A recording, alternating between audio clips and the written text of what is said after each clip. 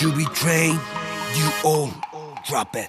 TBS FM. 현재 상황 문제 파악 맥락에 집중 묵직한 질문 흔들리지 않는 중심의 축 최일구 몸쪽 꽉 찬 돌 짚고 쇼미더 뉴스 세상을 바라봐 어제의 뉴스가 오늘의 변화 쇼미더 뉴스 진실을 찾아봐 오늘의 뉴스가 내일의 역사 쇼미더 뉴스.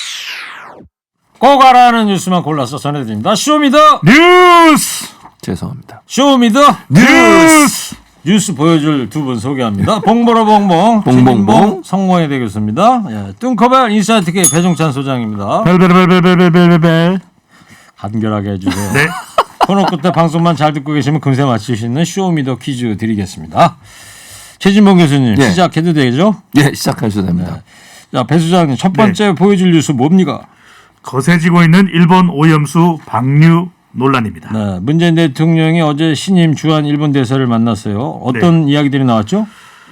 신임장을 제정하는 어제 행사가 있었습니다. 이제 청와대에서 문재인 대통령은 신임 일본 대사죠. 주한 일본 대사인 아이보시 고이치 주한 일본 대사를 만났는데 득담과 함께 뼈 있는 한마디를 했습니다.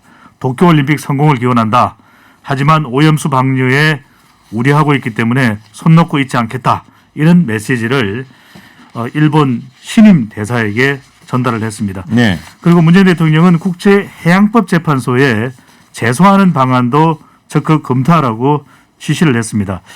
이 잠정 조치와 함께 제소하는 방안을 적극 이제 검토하라고 문재인 대통령이 지시를 내린 것인데 잠정 조치라고 하는 것은 재판소의 최종 판단은 상당히 오랜 시간이 걸립니다. 네. 근데 이 시간이 걸리기 때문에 이 최종 판단이 나오기 전까지는 일본이 오염수 방류를 못하도록 하는 일종의 가처분 신청을 의미한다고 청와대 핵심 관계자는 설명했는데 이 해양법 재판소에 우리 전문가들이 상당히 포진하고 있습니다. 그래요? 그래서 우리가 이걸 제소한다면 상당히 경쟁력 있게 판결을 좀 이끌어낼 가능성도 있다 이런 전망이 나오고 있는데 문재인 대통령은 정말 절박한 심정에서 국민을 대표해서 이런 이야기를 했는데 우리는 지각도 안 합니다만 정말 자각의 지각까지 없는 이 일본 극우 의원이 막말을 내뱉었습니다. 문재인 대통령의 ICJ 일본 해양법 재판소에 제소하겠다 이런 것에 대해서 허세 웃음거리가 될 뿐이다 이렇게 막말을 서슴지 않았습니다. 이 의원이 누구냐면 사또 마사히사 자민당 의원이고 외교부 회장입니다. 문재인 대통령의 발언에 대해서 허세 그 자체다. 국제해양법 재판소에 제소하면 매우 큰 망신이 될 것이다. 네. 한국 원전의 삼중 수소 방출량이 일본보다 큰 것으로 드러나 웃음거리가 될 뿐이라고 말도 안 되는 막말을 서슴지 않는데 이 사람이 누구냐면요. 후쿠시마 현에서 태어났습니다. 이번 오염수가 후쿠시마 오염수잖아요. 그렇죠. 여기에 태어났는데 여기서 태어나서 지금 삼선 참의원을 지금 역임하고 있는데 이 사람이 2011년에 독도가 일본 땅이라 주장하면서 우리 한국에 입국하려다가 공항에서 입국 거부 처리됐던 자민당 극우파 네. 3인방 중 한 사람입니다. 알겠습니다. 배 소장님 네. 밖에서요 너무 좀 흥분하지 않았으면 좋겠다 그러고 저는 괜찮거든요. 근데 뭐 그러네 또 간결하게 좀 부탁한다고요. 그리고 아까 그 마사히사 그 사람 얘기는 허리케인 디스크에서도 좀 했거든요. 네네. 예. 자 우리 지자체장들도 크게 반발하고 있지 않습니까? 예, 그렇습니다. 전국 지자체장 그리고 지자체 의회도요 반발을 많이 하고 있고요. 대체적으로 이제 바닷가를 끼고 있는 지자체들 제주를 포함해서 울산, 부산, 전남, 경남 이런 지역에서 공동 대응을 하겠다 이렇게 지금 밝히고 있는 상황이고요. 제주도 같은 경우에는 제주도에 이제 일본 영사관이 있거든요. 영사를 조치했습니다. 총영사 조치해서 강력하게 항의를 했고요. 제주도 의회도 강력한 항의의 규탄 성명을 발표했고요. 부산도 마찬가지입니다. 해양 방류, 오염수 해양 방류 이건 정말 큰 문제라고 하는 비판 성명도 냈고요. 울산시 의회도 규탄 성명을 발표했고요. 전라남도도 입장문을 발표해서 최인접국인 우리나라가 가장 큰 피해를 당할 수 있다라는 우려를 표명을 했고요. 완도군 의회 그리고 경남지사도 동일한 형태의 비판을 일본을 향해 하고 있는 상황입니다. 네. 충남지사도 예. 뼈 때리는 한마디를 했는데 뭐라 그랬어요? 일본은 전범국이었지만 이제부터는 오염 범죄국이 되는 것이다 네. 라고 강력한 경고를 날렸습니다. 참 이게 걱정입니다.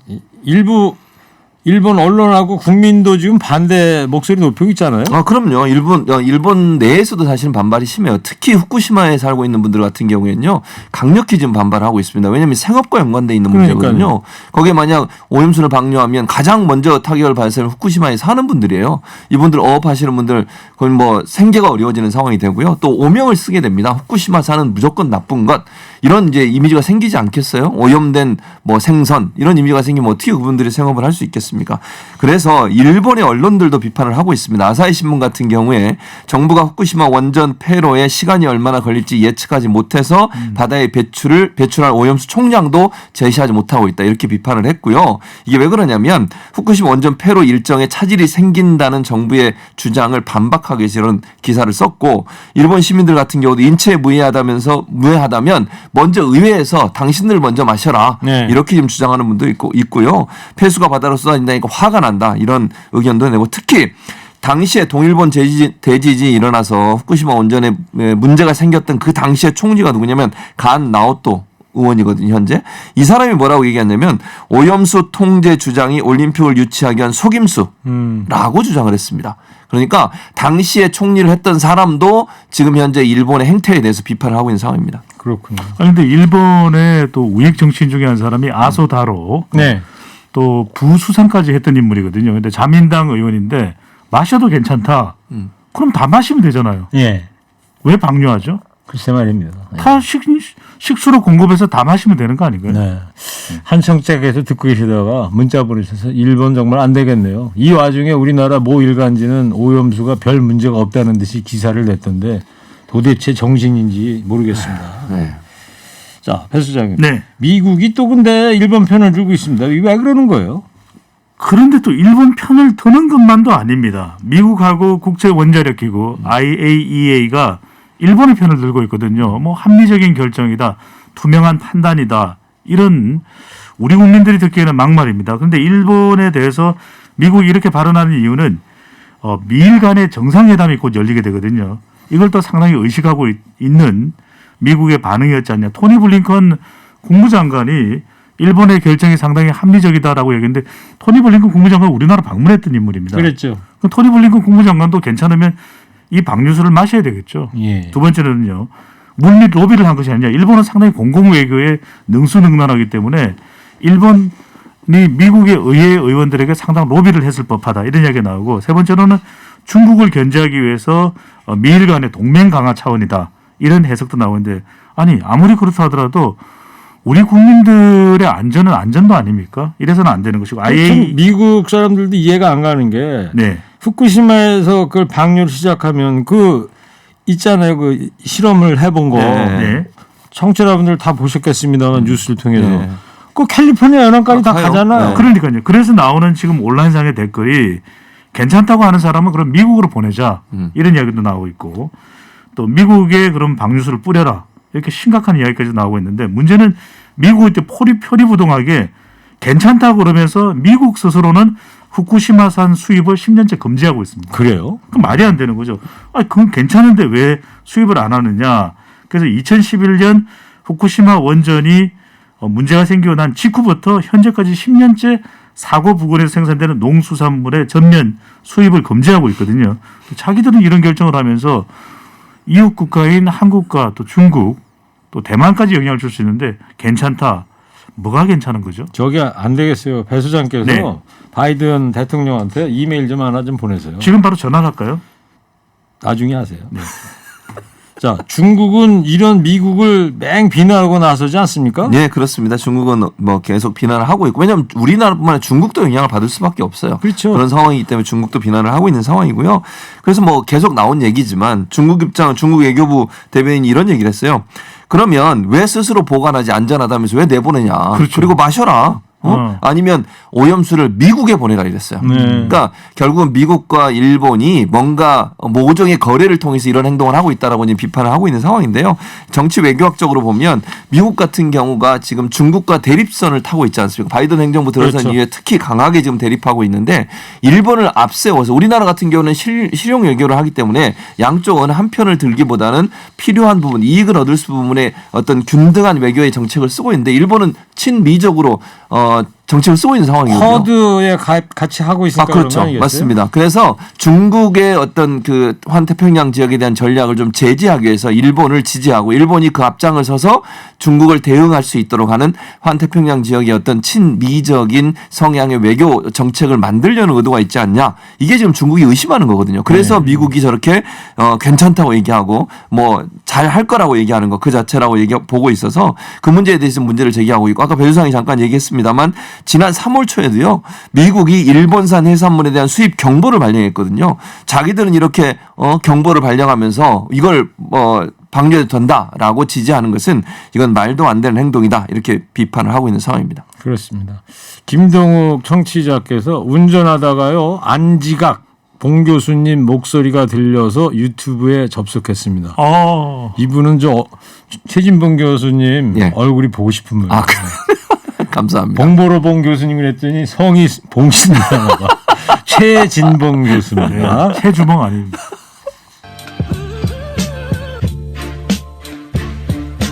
자, 두 번째 어떤 뉴스 보여줄 거예요? 정치권 당권 경쟁입니다. 민주당 원내대표 선거가 이제 내일이네요, 그죠? 네.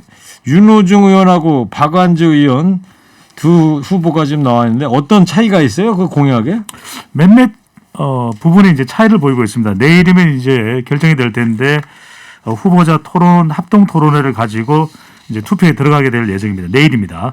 윤호중 의원은 법사위원장이고 4선이고요. 박완주 의원은 또 3선의 이 천안 을 지역구의 국회의원입니다. 네. 자, 윤호중 의원은 당권파로 보고 박완주 의원은 새신파로 보는데 사실 두 의원 모두 문재인 대통령하고 좋은 관계를 또 가지고 있어서 두 사람 모두를 놓고서 뭐 친문이냐 비문이냐 구분하는 것은 별로 의미가 없고요. 두 사람의 차이가 좀 있습니다. 윤호중 의원은 기존 질서를 그대로 유지하겠다는 것이고 박완주 의원은 주로 초선 의원들의 의견을 존중해서 쇄신을 해야 된다를 강하게 밝히고 있는데 검찰과 언론개혁과 관련해서 윤호중 의원은 현 정부 내에 임기 내에 문재인 대통령 임기 내에 해야 된다는 이야기를 하고 있고 박완주 의원은 조금 조심스럽고 신중할 필요가 있다. 대선을 앞두고 잘못될 수 있지 않느냐 의견에 미묘한 차이를 보였습니다. 그리고 이제 두 사람이 조국 전 장관 이슈에 대해서도 엇갈린 평가를 내놓고 있잖아요. 뭐 그런 면이 있죠. 그러니까 사실 이제 윤호중 의원 같은 경우에는 조국 전 장관 문제가 이번 선거에 크게 영향을 미치지 물론 제가 말하는 크게 영향을 미치지 않았다는 말은 전혀 영향을 미치지 않았다는 얘기가 아니고 네. 이게 주 이슈는 아니다. LH 사태나 부동산 문제가 주 이슈이지 이것도 하나의 뭐 영향을 전혀 안 미쳤다고 볼 수는 없지만 그게 가장 중요한 영향을 미친 것은 아니라고 얘기를 하고 있고요. 근데 박완주 의원 같은 경우는 좀 더 적극적으로 공정의 문제를 얘기하면서 조국 전 장관 사태가 영향을 미친 부분이 좀 있다라고 얘기하기 때문에 미묘한 차이를 보이고는 있습니다만 그럼에도 불구하고 어쨌든 이 문제가 전면에 부각되는 것에 대해서 상당히 두 사람 다 좀 경계하는 모습을 보인다 이렇게 말씀드릴 수 있을 것 같습니다. 네. 두 분은 어때요? 윤호중, 박완주 의원 중에 누가 원내대표가 될 것 같아요? 분명하죠. 되는 사람이 될 겁니다. 최 교수님은? 예. 아마 이제 뭐 그냥 현재 상황으로만 본다고 말씀, 이건 뭐 누가 될지는 아무도 모르는 거니까 이건 제 개인적인 판단이고요. 현재 상황으로만 본다면 윤호중 의원이 될 가능성이 높다고 보여집니다. 네. 저렇게 좀 소신 있게 좀 논평을 해 주십시오. 사탕발림 최진봉 교수님한테만. 윤호중 의원이 또 무게감도 있고. 당대표는 이제 다음 달에 뽑죠, 최 교수님? 네, 그렇습니다. 최 교수님하고만 얘기를 해야 되겠다. 당권 주자인 홍영표 의원의 인터뷰가 화제예요. 예, 그렇습니다. 당심이 민심과 다르지 않다 이런 얘기를 해서 좀 논란이 되고 있는데 사실 이제 왜냐하면 이번 선거가 지고 나서 당심 민심 이게 좀 괴리된 거 아니냐, 민심을 제대로 파악하지 못해서 그런 거 아니냐.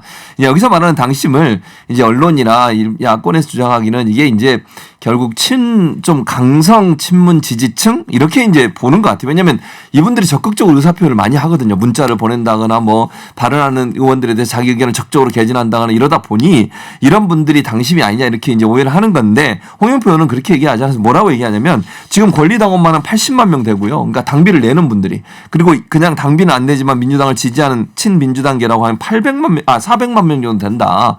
이분들 중에는 중도도 있고 좀 보수적인 성향도 있는데 이분들 의견까지 다 모으는 것이 당심이지 일부에 이렇게 좀 과격하게 문자 보내고 뭐 욕설하고 이런 분들을 당심으로 보는 것은 뭐 무리가 있다라고 하는 취지의 발언을 한 겁니다. 그래서 이제 좀 오해를 불러일으킬 수 있는 부분은 당심 민심이 다르지 않다고 하게 되면 이번에 패배에 대한 어떤 그 책임에서 약간 좀 회피하려고 하는 거 아니야 이런 비판을 받을 수 있어서 뭐 이해는 됩니다. 무슨 말인지는. 그러나 이 발언 자체만 그대로 놓고 보면 약간의 좀 그 논란이 될 수 있는 발언일 수도 있다 이렇게 보여집니다. 네, 알겠어요. 자, 그러면 배 소장님. 네. 소신 발언 기회를 한번 더 드리도록 할게요. 네. 지금 당대표는 이제 원내대표는 2파전인데 네. 다음 달에 치러질 당대표는 이제 3파전이란 말이에요. 그렇죠.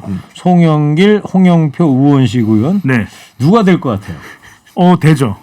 세 사람 중 한 사람이 되는 거예요. 네. 네. 국민의힘은 주호영 원내대표하고 정진석 의원이 당권 담합을 하고 있다 이런 비판이 나오고 있어요. 이번 재보선 결과로 당내 영향력이 세진 인물이 바로 조호영 원내대표 그리고 또 정진석 의원입니다. 정진석 의원은 국회 부의장까지도 가능했는데 본인이 또 마다했었죠.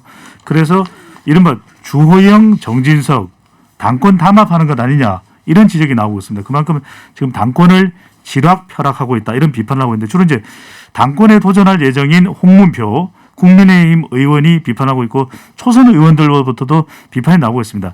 그래서 주호영 원내대표가 나선다면 당권에 도전한다면 이건 영남 정당이 또 될 것이다. 또 정진석 의원이 당권에 도전하면 꼰대 정당이 될 수도 있겠고 충청 대망로 윤석열 전 총장과 연결하려고 하는 정치적 포석이 있는 것 아니냐. 꼼수다 이렇게도 비판이 나오고 있고 세 번째로 이제 홍문표 의원은 김종인 전 비대위원장에 대해서도 어퍼컷을 날렸습니다. 네. 상황 정치를 멈춰라 비판이 나오고 있는데 이 당권 도전 과정에서 또 국민의힘은 당내 상당히 치열한 충돌이 있을 것으로 보입니다. 그렇군요. 청취자들께서 될 사람이 되겠죠. 이게 배종찬 소장은 소신 발언이래요. 네네. 사탕 발림 드려야 되겠죠. 감사합니다. 아니, 네. 청취자께서 주려는데 뭐 제가 힘 있습니까? 제1구 사랑합니다. 네. 자, 최 교수님, 예. 이 전당대회보다는 국민의당과의 합당을 우선시하는 그런 분위기 아니에요? 국민의힘에서는 어때요? 그렇죠. 지금? 국민의힘은 그렇습니다. 그러니까 주호영 원내대표 이 얘기를 또 했어요. 합당이 먼저다. 왜냐하면 이게 대표 뽑고 나서 또 합당을 하면 또 다시 이게 논란이 될 수 있으니 합당을 하고 나서 대표를 뽑자 이런 주장인데 문제는 국민의당은 국민의힘과 동상이몽 즉 합당은 뭐 하려고 하는 것 같은데 시기를 놓고는 전혀 다른 생각을 갖고 있습니다. 네. 국민의당 입장에서는 절대로 빨리 할 필요가 없다. 늦춰도 된다. 시간을 좀 갖자. 이렇게 얘기하고 있기 때문에 사실은 주호영 원내대표 같은 경우에는 가능한 한 빨리 합당을 하는 걸 원하지만 국민의당이 거기에 대해서는 거리를 두고 있다. 이유는 하나입니다. 합당 과정에서 국민의당이 어느 정도의 지분을 가지고 챙기고 또 당대당 통합이 될 수 있을 거냐는 문제예요. 그러니까 지금 현재 그냥 합당을 하게 되면요. 흡수 통합처럼 돼버릴 수 있다는 거죠. 그러니까 좀 거래를 잘해서 더 많은 걸 얻어내고 합당을 해야 되는 거지 이렇게 분위기에 휩쓸려서 너무 빨리 합당을 하다 보면 얻을 것도 못 얻고 흡수돼 가지고 소수잖아요. 사실 국민의당이 국민의힘에 비하면 그런 상황에서 국민의당이 존재감이 좀 줄어들 수 있다. 이런 문제 때문에 지금 서로 다른 생각을 갖고 있어서 합당이 빠른 시간 안에 쉽게 이루어질 가능성은 낮아 보입니다. 네. 자, 이 김종인 전 비대위원장이 며칠 전에 인터뷰에서 국민의힘 아사리판이다 이런 네, 얘기를 그랬었죠. 해가지고 당 분위기가 좀 뒤숭숭하는데 아사리판을 제가 한번 표준 국어 대사전 찾아보니까 안 나오더라고요. 예. 산스크리트어라는데 네네. 뭐 관심 있으신 분은 또 그거를 대체할 말은 야단 법석 뭐 이런 정도가 되지 않을까 순화해서. 알아야 되나요? 자, 최 교수님. 당 분위기가 어때요 지금 국민의힘? 당 분위기 별로 안 좋죠 사실. 왜냐하면 지금 말씀하신 김종인 전 비대위원장 같은 경우에 당에 대해서 엄청난 쓴소리를 하고 있습니다. 밖에 쳐다보지 말고 자각 노력 열심히 해라고 얘기하고 있고요. 뭐 여기서는 지금 국민의힘 같은 경우는 국민의당과 합당을 해서 어쨌든 외연을 확장하려고 하고요. 대권에서 지금 뚜렷한 대권 후보가 보이지 않아요. 국민의힘 입장에서 다 밖에 있잖아요 지금. 안철수, 윤석열 이러다 보니까 결국은 자생적으로 대권 후보를 낼 수 없는 상황이라고 하면 빨리 다른 당과 합당을 하거나 대선 후보들을 빨리 입당을 시켜서 국민의힘 자체로 힘을 키우려고 하는 거예요. 즉 대선에서 국민의힘이 주도권을 쥐고 가려고 하는데 김종인 비대위원장은 밖에 제3세력 만들겠다고 하고 국민의힘에 계속 쓴소리 하잖아요. 교만하지 말라. 너희가 잘해서 된 거 아니다. 이렇게 얘기하다 보니까 자중질환도 일어나고 중진들 같은 게 김종인 전 비대위원장에 대해서 상당히 비판적으로 지금 나오고 있잖아요. 장제원 의원도 비판을 하고 있고요. 그리고 뭐 좀 서로가 이제 그 말의 어떤 사용이 방금 아사리판도 말씀하셨습니다만 상당히 거친 언어들이 오가고 있는 상황이기 때문에 조금 이런 어떤 분쟁이 계속될 가능성은 있어 보입니다. 알겠습니다. 정계순 청취자가 배 소장이 힘내요. 사랑합니다. 네. 정계순님이 이모쯤 되시나요? 바로 저희 이모시네요. 또 한 청취자께서는 당대표와 원내대표의 차이는 뭔가요? 간결하게 부탁합니다. 배 소장께서 뭐 기회를 한번. 간결하게 설명을. 네네. 간단합니다. 당대표는 당대표고 원내대표는 원내대표입니다.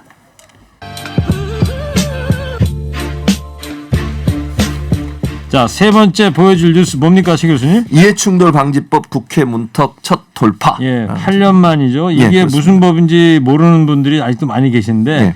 봉 교수께서 간결하게 설명 좀 해주세요. 간결하게 공직자가 직무와 관련된 정보를 이용해서요. 직무와 관련된 정보를 이용해서 사적 이익을 얻었을 때 처벌하게 하는 겁니다. 지금 이제 LH 사태와 비슷한 상황이에요. 예. LH 사태 같은 경우에 공직자가 본인이 그냥 업무상 알게 된 비밀 가지고 땅을 샀잖아요. 사익을 취했잖아요. 이런 걸 처벌하는 겁니다. 그래서 사실 현재 이제 범위가 어떻게 되면 공무원, 공공기관 직원, 지방의회 의원 그리고 국회의원까지 법 적용 대상이 약 190만 명에 달할 것으로 예상이 되고 있고요. 현재 이게 국회 정무위원회 법안 소위를 통과했고요. 정무위원회 전체회의 통과하고 법사위 통과하면 본회의까지 올라가게 되는데 4월 중에 이제 처리 가능성이 있는 거죠. 예, 높습니다. 왜냐하면 여야가 합의를 해서 지금 통과를 시켰고요. 이해 충돌 방지법이 오늘 아주 중요하죠. 그럼요. 오늘 밑줄 몇 개 칠까요? 이 밑줄 한 300개 정도 쳐야 되지 않을까 이유는요? 생각합니다. 왜요? 이유는 이게 300개를 쳐야 국회의원 300명. 아 그렇네. 네. 좋은 아이디어입니다. 네. 그래요? 딴 생각하셨는데 갑자기. 자, 마지막으로 근데 이 네. 이해충돌 방지법 소위를 통과했는데 구멍이 있다는 비판 나오고 있어요. 네, 이해충돌 방지법이 통과 목전에 있는 건 중요한데 이런 이해충돌이 있는지를 알 수 있는 정보 공개를 하는 법은 통과가 안 됐습니다. 네. 그걸 알아야 이해충돌인지 알죠. 그렇죠. 이것 먼저 통과돼야 된다는 것이 지금 시민단체로부터도 계속 주장되고 있습니다. 알겠습니다. 오늘 쇼미더 뉴스 여기까지 하고요. 자, 청취자 여러분, 쇼미더 퀴즈 드리겠습니다. 이 법안이 8년 만에 드디어 국회 첫 문턱을 넘었습니다. 공직자가 직무 관련 정보를 이용해서 사적 이익을 얻었을 때 처벌을 하도록 하는 법. 이 법이 이름이 뭘까요? 뚱커벨 품격 있게 힌트 주세요. 뻥뻥뻥뻥뻥 예? 송 교수님. 예. 차량 충돌 방지법은 아니죠? 아닙니다. 이해가 네.